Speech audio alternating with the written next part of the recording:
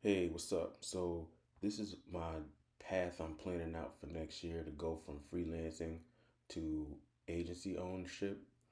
And essentially, I've figured out that once I started getting results over the past year for my clients with Google ads and Facebook ads and cold email, it's time for me to start hiring and offloading some of this work that's low level and repetitive. So, the two key hires I need are one, a virtual assistant, a VA, and two, a dashboard automation specialist. And the reason for that is the VA basically, if you get a smart VA, you can offload anything routine or uh, basic in terms of the task difficulty level that doesn't require your specialty.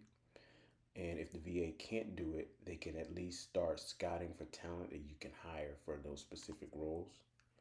And so I'm going to be using my VA to help me, scout for talent, do research on my prospects, check out market demand for certain services, and write up my SOPs, standard operating procedures, so that when I do hire other people, they'll know exactly what the role what the role is. The second person I'm going to be hiring for is a dashboard automation specialist. And that's a person that can connect all these tools together and generate daily reports for me, um, for my clients, and also generate dashboards so that I can see the business metrics and make sure we're on track, and, along with creating automated alerts and notifications so that when things are um, heading in the wrong direction, I'll get an email or a text about it. Or if a new payment comes in or payments due, I'll get a notification about it. You can also have them as far as helping with the launch where you sign a new client. All the onboarding documentation can be automated, with their specific custom info filled in. And so, what that does for me is to offload the 80% of tasks that only bring in the 20% of value, according to Pareto's law, and lets me focus on the 20% of tasks that bring in 80% of the value as the business strategist and not merely as the ads manager, right? So I'm able to step up that level, spend most of my time prospecting, and hire out the other tasks. Now, originally, I was not so interested in the agency model because I was in the mode of I have to prove my worth by getting results.